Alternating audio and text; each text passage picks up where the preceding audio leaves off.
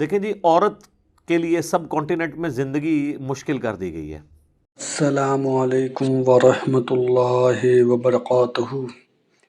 زیور میں نماز پڑھنا، نماز میں پاؤں ڈھانپنا، بالوں کا جوڑا کرنا۔ انجینئر محمد علی مرزا نے کافی چیزیں عورت کے ریگارڈنگ بتایا ہے کہ نماز میں زیور پہننا یا پھر بالوں کا جوڑا کرنا یا پاؤں ڈھکنا، یہ ساری چیزیں جو ہے اس ویڈیو میں انہوں نے بتائی ہے، اور ہر عورت کو یہ ویڈیو دیکھنا چاہیے اور جو بھی انہوں نے صحیح طریقہ بتایا ہے اس پر عمل کرنا چاہیے، اور اللہ سے بھی ہم لوگ دعا کرتے ہیں کہ سب کی نماز درست ہو اور سب جو صحیح طریقہ ہے نماز پڑھنے کا اسی طریقے سے نماز پڑھے۔ آمین ثم آمین۔ اور عورتیں بیچاری ہماری اتنی مظلوم ہیں، اذان شروع ہو جائے تو گھر میں شور مچ جاتا ہے، جی دوپٹہ کتھے، دوپٹہ کتھے لے آؤ، پتہ نہیں کیا ہو گیا ہے۔ اذان شروع ہو گئی ہے تو اس کا دوپٹے سے کیا تعلق ہے؟ اگر کوئی نامحرم گھر میں نہیں آیا، اور فرشتے نامحرم نہیں ہیں، وہ تو ان کی تو جنسی یہ نہیں ہے، ان سے تو آپ کو کوئی خطرہ نہیں ہے، آپ گھر میں ریلیکس بیٹھے تو بیٹھے رہیں۔ یہ آپ نے اپنی خود ایک ٹریڈیشن بنائی ہوئی ہے۔ ایون یہ بھی ٹریڈیشن ہے کہ واش روم میں سر ڈھانپ کے جانا۔ اچھا، تو جب غسل کرنے لگیں گے پھر کیا کریں گے؟ کوئی لاجیکل بات کریں، اس طرح نہیں ہوتا۔ تو وہ اتنی مشکل زندگی کر دیتے ہیں، وہ کہتے ہیں کہ جناب عورت جب جائے نا جی اذان شروع ہو جائے تو فوراً دوپٹہ لے لیں۔ ٹھیک ہے، ٹریڈیشنل آپ کریں، ہمیں کوئی اعتراض نہیں ہے، اس کو دین بنا کے آپ پیش نہ کریں۔ آپ کا اپنا ذاتی شغف ہے، جو مرضی کریں اور بنائیں، آپ اس میں چیزیں ایڈ کرتے جائیں، لوگوں کے لیے زندگی مشکل کرتے جائیں۔ اسی طریقے سے زیور کے بارے میں بھی لوگوں کے دماغ میں ہو سکتا ہے مت ہو، ادروائز زیور کا نماز کے ہونے یا نہ ہونے کے ساتھ کوئی تعلق نہیں ہے، بلکہ زیور پہن کے تو نبی علیہ السلام کی جو صحابیات تھیں وہ باقاعدہ نماز پڑھتی تھی۔ بخاری اور مسلم دونوں میں حدیث ہے، آپ عید والا چیپٹر نکال لیں، بخاری کا بھی مسلم کا بھی، کہ نبی علیہ السلام نے عید کی نماز پڑھائی، نماز پڑھانے کے بعد آپ علیہ السلام جو ہے وہ مردوں کی طرف گئے، ادھر اپیل کی آپ نے اللہ کی راہ میں خرچ کرنے کی، پھر عورتوں کی طرف آئے، وہاں پر آپ نے اپیل کی۔ حضرت بلال جو ہیں وہاں پہ وہ آپ سمجھ لیں چندہ اکٹھا کر رہے تھے اللہ کے لیے، اپنے محل بنانے کے لیے اور گاڑی خریدنے کے لیے نہیں، پاویں تو چندے کا ثبوت کر لو اللہ کے لیے۔ تو اس میں بخاری مسلم دونوں میں الفاظ ہیں کہ عورتوں نے اپنے کانوں کی بالیاں، اپنے بازوؤں کے زیور، اپنے گلے کے ہار بھی اتار کے ڈال دیے۔ تو یہ حدیث اس بات کا ثبوت ہے کہ وہ عورتوں نے زیورات کے اندر نماز پڑھی تھی۔ اس کے لیے آپ کو امام حنیفہ کو فیکس نہیں کرنی پڑے گی، یہ بخاری مسلم دونوں میں حدیث کے طور پہ موجود ہے۔ یہ کوئی ایسا مسئلہ نہیں ہے جو آپ کو استنباط، اتنا موٹا لفظ بولتے ہیں استنباط، عام بندے کی اہلیت نہیں ہے وہ قرآن و حدیث سے ڈائریکٹ مسئلے نکال سکے۔ اور یقین کریں یہ ان لوگوں کو فالو کر رہے ہوتے ہیں جو قرآن و حدیث سے ڈائریکٹ مسئلے اچھل اچھل کے باہر نکل رہے ہوتے ہیں نا، ان کو سائڈ پہ کر کے ان کے اپوزٹ مسئلے بتا رہے ہوتے ہیں۔ ان کو یہ کہہ رہے ہوتے ہیں یہ ہمارے امام ہیں، ہمارے بزرگ ہیں، جو مسئلے خود اچھل کے کہہ رہے ہوتے ہیں کہ یہ مسئلہ ہمارا یہ ہے، وہ کہتے ہیں نہیں تو سائڈ پہ ہو جا۔ ہاں صحیح بخاری مسلم دونوں میں نہیں ہے کہ نبی علیہ السلام نے اپنی جو نواسی تھی امامہ، اس کو گود میں اٹھا کے نماز پڑھی، فرض نماز پڑھائی، اور جب آپ سجدے میں جاتے تھے سائد پہ بٹھا دیتے تھے، جب قیام میں آتے تھے اوپر اٹھا لیتے تھے۔ ٹھیک ہے، تو آفقہ انفی کا مسئلہ اٹھا کے دیکھ لیں، وہ کہتے ہیں جناب آپ بچہ اٹھا کے نماز نہیں پڑھ سکتے۔ ہاں اسی پلیٹ فارم پہ آپ کو سنن نسائی اور مسند احمد کی حدیث ضرور سنائی جائے گی کہ نبی علیہ السلام جب سجدے میں جاتے تھے، حسن و حسین کندھے پر سوار ہوتے تھے تو نبی علیہ السلام نماز لمبی کر دیتے تھے۔ یہ وہ مزہ ویل کر رہے ہیں، اور وہ فرض نماز ہوتی تھی، جب تک وہ بچہ اترتا نہیں تھا آپ علیہ السلام سجدے سے سر نہیں اٹھاتے تھے۔ اور فقہ حنفی میں مسئلہ انہوں نے یہ لکھ دیا ہوا ہے در مختار کے اندر کہ اگر آپ بچہ اٹھا کے نماز پڑھتے ہیں تو آپ کی نماز باطل ہے۔ ہاں اگر آپ کتا اٹھا کے پڑھ لیں تو آپ کی نماز درست ہے، لیکن اس کا منہ آگے سے باندھ لیں، کہیں زبان نہ مار دے کیونکہ اس کی تھوک ناپاک ہے۔ سر اس میں نا بزرگوں سے ریکویسٹ ہے وہ ایڈ کریں کہ منہ بھی باندھ لیں اور ایک پیمپر بھی پہنا دیں، ہو سکتا ہے نماز کے دوران وہ آپ کو تر و تازہ نہ کر دے اور الٹا نماز ہی جاتی رہے. یہ کون سا کتا ہے جس کو اٹھا کے نماز پڑھنے کی آپ کو ضرورت پیش آئی ہے؟ یعنی یہ اولیاء اللہ نے کتے پالے ہوئے تھے، اتنے شوقین مزاج تھے وہ کہ مطلب وہ کتے اٹھا کے نمازیں پڑھا کرتے تھے. یہ کون سے کتے ہیں؟ پالتو کتوں کو اٹھایا جاتا ہے نا. شکاری اسٹیشن کتا تو کسی نے اٹھا کے نماز نہیں پڑھنی نا. تو اسلام میں تو صرف آپ شکاری کتا رکھ سکتے ہیں یا حفاظت کے لیے. بخاری مسلم میں حدیث ہے کہ جس نے شکار یا حفاظت کے علاوہ، ریوڑ کی حفاظت یا گھر کی حفاظت کے علاوہ، وہ بھی باؤنڈری سے باہر کتا پالا تو روزانہ 1 قرات اجر اس کے نام اعمال سے کم ہو جائے گا، اور 1 قرات اود پہاڑ کے برابر ہے. کتے کے اوپر لادہ سے میرا ایک کلپ بھی ہے، وہ آپ دیکھ لیں. شکار کے اوپر آپ لکھیں ڈاگ پالنا، ریبیز کے بارے میں بھی جو ہلکے ہو جاتے ہیں. تو جب یہ صورتحال ہو تو وہاں پر جو مسئلے یعنی کلیئر کٹ قرآن و حدیث سے نکل رہے ہوتے ہیں نا، اس کو تو یہ سائڈ پہ کر دیتے ہیں اور کہتے ہیں استنباط. ان کا استنباط یہ ہوتا ہے کہ کلیئر کٹ نکل رہا ہے ایاک نعبد و ایاک نستعین. اب اس میں سے نکالنا یہ ہے کہ بابوں کو کیسے پکارا جائے. یہ بزرگوں نے خدمت کرنی ہوتی ہے اسلام کی. بہت کر لی خدمت، ان ریٹائر ہو جاؤ. ان زمانہ بدل گیا. مرنے سے پہلے اے مسلمان کر لے اس پہ غور، کتابوں کا خدا اور ہے، بابوں کا خدا اور. تو عورت زیور پہن کے نماز پڑھ سکتی ہے. ٹھیک ہوگا جی. جزاک اللہ. علی بھائی اگلا سوال ہے، کیا نماز کی حالت میں عورت کے لیے سارے جسم اور سر کے بالوں کے ساتھ ساتھ ہاتھ اور پاؤں کو ڈھانپنا بھی ضروری ہے؟ اہل حدیث تھوڑی سختی کرتے ہیں اس مسئلے میں. ایک ویسے ضعیف روایت بھی ہے، سنن ابی داؤد کے اندر پیش کی جاتی ہے، لیکن وہ روایت کمزور ہے، کہ بلکہ اس کو یہ بھی کہا جاتا ہے موقوفاً ہے ام سلمہ سے، لیکن پھر بھی اس کی سند کمزور ہے کہ عورت جو ہے وہ نماز کی حالت میں اس کا ستر یہ ہے کہ وہ اپنے پاؤں بھی ڈھانپے اگر وہ ایک چادر میں نماز پڑھ رہی ہے. تو یہ روایت تو کمزور ہے. بعض باقی روایتیں ایسی ملتی ہیں جس کی بنیاد پہ لوگوں نے یہ مسئلہ نکالا ہے. باقی امت کا اجماع اس پہ نہیں ہے. امت کا اجماع اس میں یہ ہے کہ چہرے کی ٹکیا، دونوں ہاتھ اور ٹخنوں سے نیچے والے پاؤں.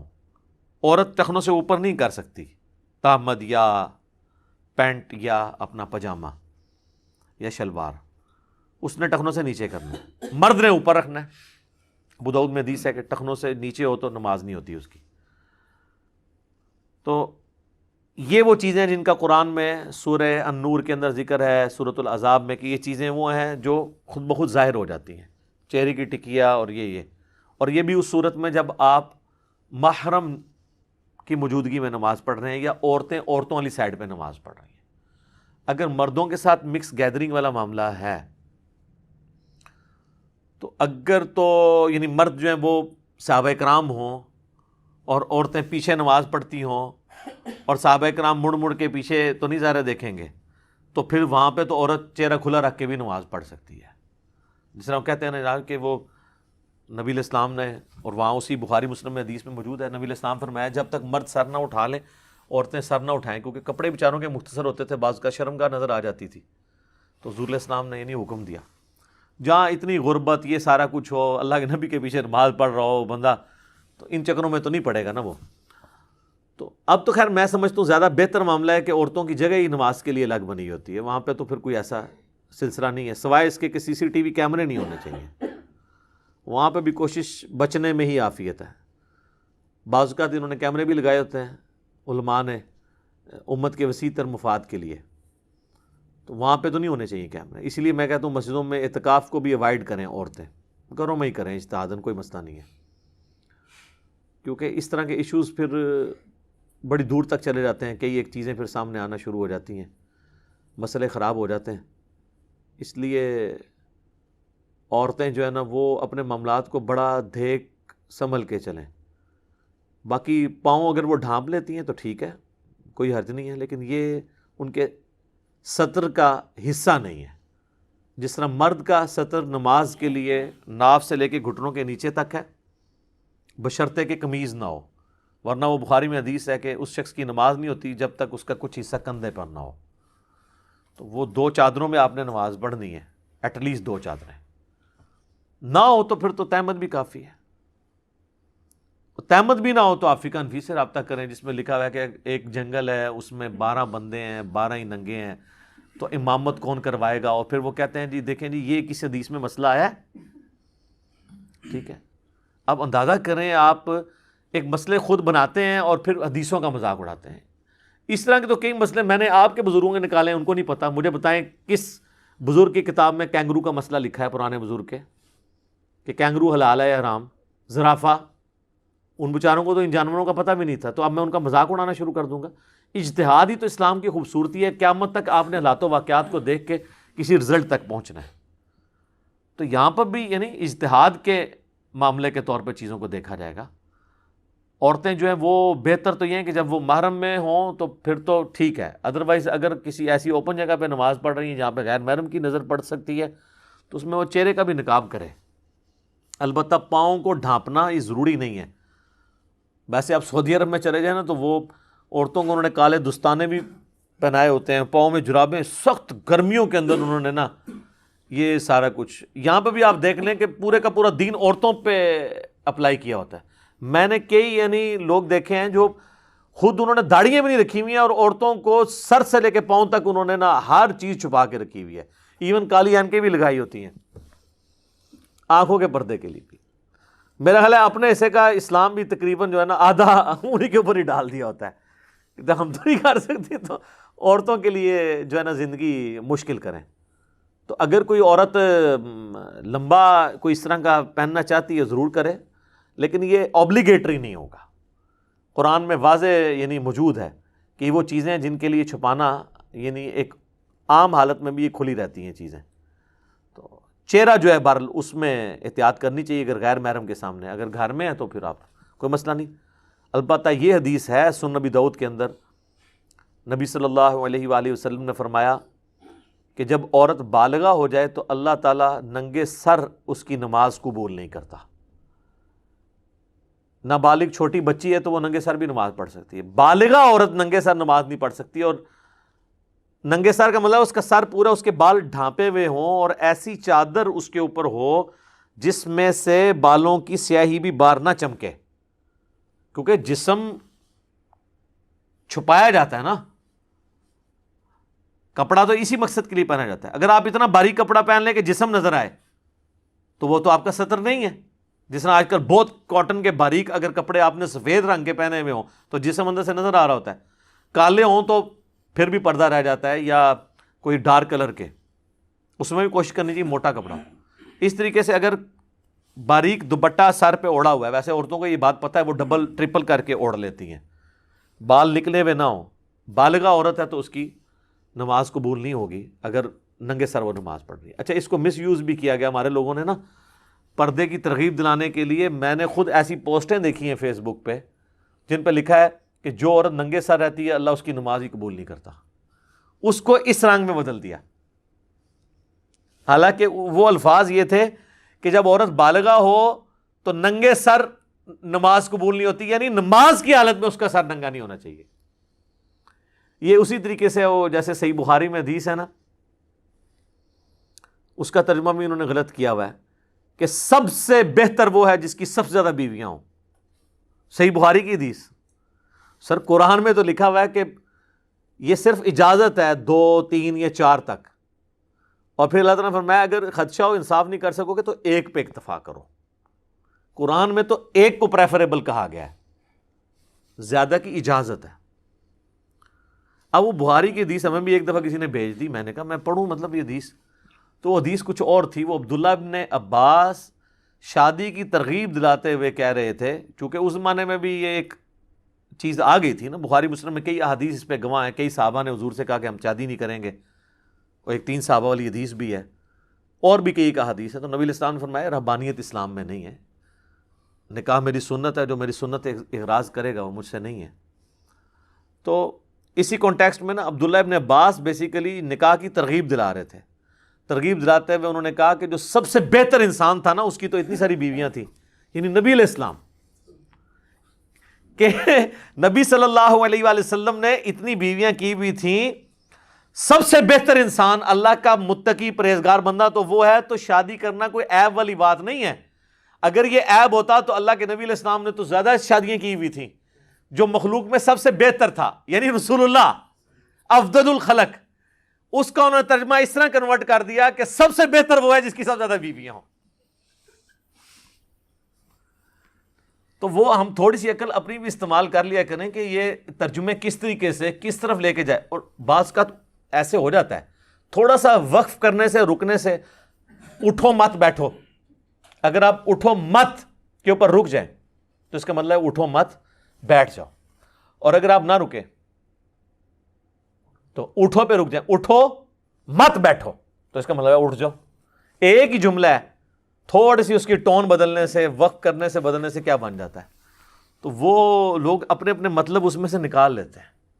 تو اس طرح حدیث کے اندر جو ہے وہ یہی ہے کہ جو بالغہ عورت, اس کے ننگے سر نماز نہیں ہوتی, اس کو سر ڈھانپ کے نماز پڑھنا پڑے گی, یہ اس کا مطلب ہے. واش روم جانے کے لیے بھی سر ڈھانپنا کوئی ضروری نہیں ہے, غسل کرنے کے لیے بھی سر ڈھانپنا کوئی ضروری نہیں ہے.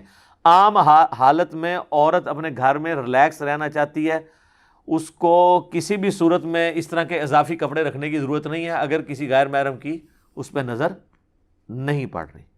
البتہ بعض یعنی جسم کے حصے وہ ہیں جو آپ محرم سے بھی سوائے اپنے خامند کے اس کو لوگوں پہ ایکسپوز نہیں کریں گے. اس لیے قرآن میں آنا ہے کہ ایک اضافی چادر سینے پہ رکھنی ہے, اور عورتیں رکھتی ہیں, گھروں میں بھی رکھتی ہیں, عام حالت میں بھی, وہ اپنی جگہ.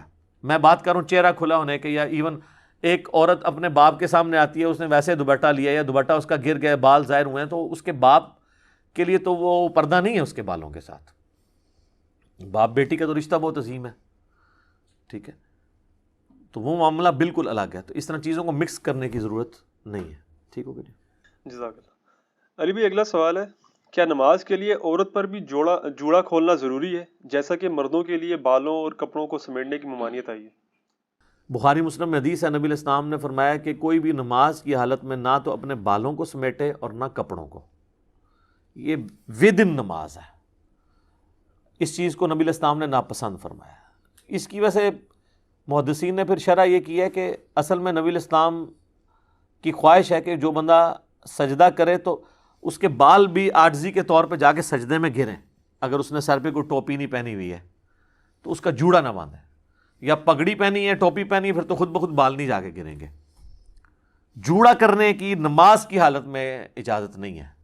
ویسے اگر کوئی مرد جوڑا کر لیتا ہے کوئی حرج نہیں ہے, لیکن وہ کندھوں سے اوپر اس کے بال ہونے چاہیے, اس سے نیچے رہو. بال کو سمیٹنے کے لیے آپ جیل بھی لگا سکتے ہیں, صحیح بخاری میں موجود ہے, مسلم میں اما عائشہ کہتی ہیں کہ نبی علیہ السلام کے بالوں کو میں گوندا کرتی تھی, اس وقت گوند استعمال ہوتی تھی, بال بہت گھنے تھے تو چپکا دیا کرتی تھی بالوں کو, ایک جگہ سیٹ رہے, تو رکھ سکتے ہیں آپ. یہ جو جوڑے والا معاملہ ہے نا کہ عورت جوڑا یعنی کھولے اور بالوں کو سیدھا کر کے نماز پڑھے, یہ جوڑے میں پڑھ سکتی ہے, بالکل پڑھ سکتی ہے, اپنے گھر میں پڑھ رہی ہے تو بالکل ٹھیک ہے. رہا پبلک پلیس کے اوپر اس طرح کا جوڑا بنانا کہ وہ سر پہ اس طرح ابھرا ہوا باہر سے نظر آئے, جس طرح کئی عورتیں جو ہیں وہ اپنے بالوں کو نمایاں کرنے کے لیے, اپنے جسم کے نمائش کے لیے حرکت کرتی ہیں, وہ تو غلط ہے. وہ تو صحیح مسلم میں حدیث ہے نا کہ نبی علیہ السلام نے فرمایا کہ 2 اس قسم کے جہنمی ہیں جن کا عذاب میں نے بھی نہیں دیکھا, اتنا سخت عذاب ہے. ان میں سے پہلی کیٹیگری ان لوگوں کی ہے جن کے ہاتھ میں کوڑے ہیں, یعنی ویسے حکمران یا ایسے جلاد جو لوگوں کو ناحق مارتے ہیں, اور دوسری وہ عورتیں جو